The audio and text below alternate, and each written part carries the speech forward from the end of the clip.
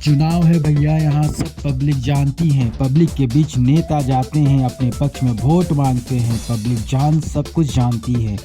हम आपको बताते चलें कि पब्लिक के मन में क्या है। पब्लिक की मन की बात भी आपको सुनाएंगे, लेकिन पहले हम सुनाते हैं विधायक आलोक चौरसिया के जनसंपर्क अभियान के बारे में। आपको बता दें कि बीजेपी के प्रत्याशी आलोक चौरसिया लगातार जनसंपर्क अभियान चला रहे हैं और इस जनसंपर्क अभियान के तहत आज रामगढ़ प्रखंड पहुंचे। पहले तो रामगढ़ बाजार क्षेत्र में लोगों से मुलाकात कर उनसे जनसंपर्क अभियान साधा, तो वहीं रामगढ़ से कुछ दूर बागी गांव पहुंचे, जहां पर ग्रामीणों से मुलाकात कर एक जनसभा आयोजित कर ग्रामीणों को अपनी बात बताई और लोगों से मुलाकात कर उनकी समस्याओं को भी सुना। उन ग्रामीणों ने उनसे पूछा कि अब तक सड़क नहीं बना।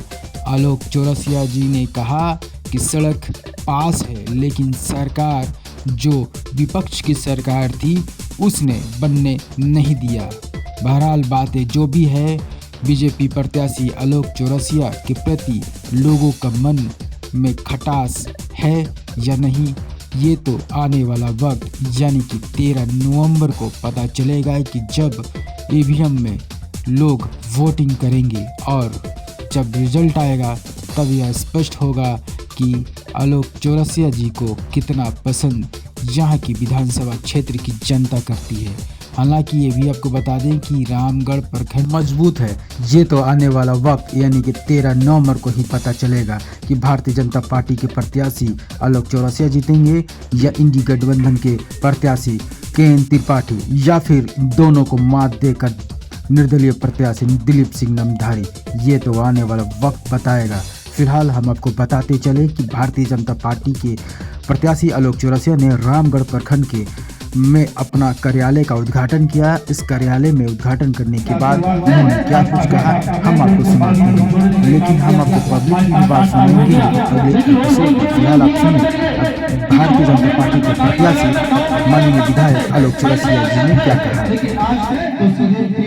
मंदिर पास आते हैं और लोगों से मिलकर अपनी बात को रखकर चले जाते हैं। इसलिए मैं आप तमाम लोगों को कहना चाहता हूं कि आपके गांव में आने वाले तमाम सड़कें पास हो चुका है।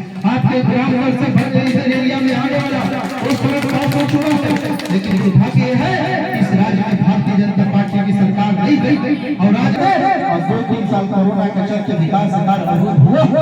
अवरुद्ध इस कारण हुआ है कि राज्य में जो सरकार चल रही है, राज्य में जो सरकार इस प्रदेश के जनता बनाया है, वो सिर्फ बालू चोरी करने में व्यस्त है, वो कोयला चोरी करने में व्यस्त है, वो पत्थर चोरी करने में व्यस्त है, वो महिलाओं के ऊपर भ्रष्टाचार अत्याचार करने में व्यस्त है। आज इस प्रदेश की हालात है, भारतीय जनता पार्टी की अगर सरकार नहीं बनती है तो इस प्रदेश से बांग्लादेश बनने में कभी समय नहीं लगेगा। इसलिए मैं नौजवानों से कहना चाहता हूँ कि झारखंड को बचाना है तो भारतीय जनता पार्टी को बंद करने के काम करें। आज आपका भाई आपका मत लेने के लिए आया है।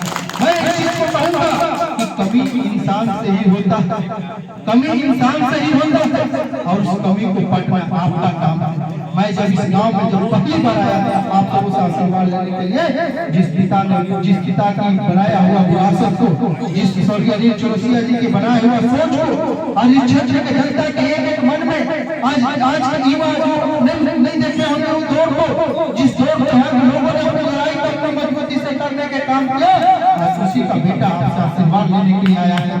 और मैं आप तमाम लोगों से यही कहूंगा कि आपके आशीर्वाद और इस क्षेत्र की जनता के आशीर्वाद से हम तमाम लोग इस क्षेत्र की कार्य को पूर्ण कर सकते हैं। आज झारखंड में भारतीय जनता पार्टी क्यों चाहिए, आज झारखंड में भारतीय जनता पार्टी की सरकार क्यों चाहिए, ये आप तमाम लोगों से अच्छा कोई नहीं जानता है। लोगों को परिवर्तन करने की जरूरत है। आज यहाँ पे लूट मची हुई है, आज यहाँ पे फसोट मचा हुआ है, आज यहाँ पे लोग नहीं जा रहे हैं, आज कचहरी में भीड़ मचा हुआ है, ब्लॉक में भीड़ मचा हुआ है। आप सीओ कार्यालय में चले जाइए, आज वहाँ पर भीड़ मचा हुआ है। इस चीज को बचाने के लिए आज मैं आप सबों के बीच में आया हूँ और झारखंड को यही बचा सकता है वो भारतीय जनता पार्टी है। भारतीय जनता पार्टी की सरकार है जो इस प्रदेश की युवाओं को नौकरी दे सकता है, नौजवानों को रोजगार दे सकता है। आज हमारे नौजवान परीक्षा देता है, आज हमारे नौजवान जाकर इसकी परीक्षा देने के काम कि पेपर लीक हो गया। पेपर लीक हो जाने से नौजवानों का भविष्य कहीं न कहीं कमजोर होता जा रहा है। इसलिए भारतीय जनता पार्टी का वोट करिए, नौजवानों के रोजगार के लिए, युवाओं के रोजगार के लिए, क्षेत्र के उन्नति के लिए। और मैं आपको बता रहा हूँ फिर से कि रामगढ़ से बागी होते हुए पाट फकीरानी का सड़क जैसे चुनाव बीतता है, भारतीय जनता पार्टी की सरकार बनते ही हम तमाम लोग रामगढ़ से लड़ाई करने के काम करेंगे। आज जो हमारी चाची बोल रही थी कि हम लोग का गाँव में जाने वाला छोटा सड़क है, ये तमाम सड़क हम लोगों ने स्वीकृत कराने के काम किया है। बागी में 2 से 3 बड़े-बड़े सड़कों का योजना स्वीकृत हो चुका है। आप सभी से बस यही भरोसा दे रहे हैं कि जैसे चुनाव बीतता है आपका बेटा आशीर्वाद दीजिए और सरकार भाजपा की बनती है, मैं पुनः बागी के धरती पर आऊंगा और 2 से 3 सड़कों का शिलान्यास करके इस क्षेत्र को लोगों को सड़कों को सरकार देने का काम करूंगा। दलाल बिचौलिया के चक्कर में नहीं पड़ना है।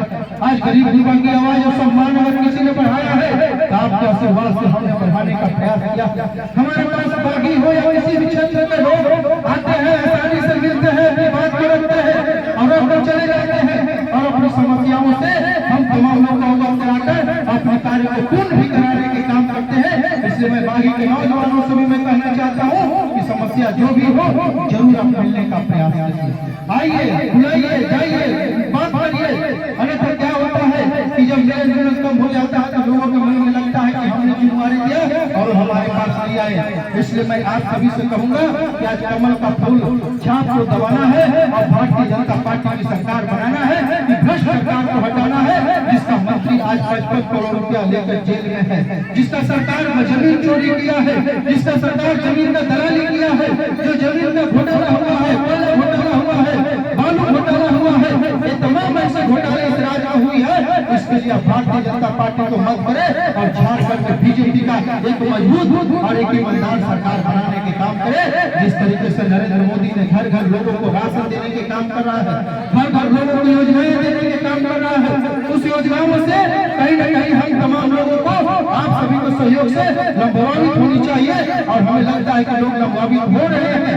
मैं इस चीज को मैं कहूंगा कि कमी बेसी हुई है उसको पाटते हुए आगे की रणनीति करने के काम करे और रणनीति बनाकर समाज की उन्नति के लिए, नौजवानों की उन्नति के लिए, गरीब दलित शोषित पिछड़ा समाज की उन्नति के लिए आप भारतीय जनता पार्टी के साथ खड़े रहे। आपका बेटा, आपका भाई आज आपके बीच में आया है, पुनः आएगा और युवाओं का सम्मान को मजबूत करने के काम करेगा, नौजवानों को हाथ को मजबूत करने के काम करेगा और नौजवानों को कदम से कदम मिलाकर इस राजधानी को आगे बढ़ाने के काम करेगा।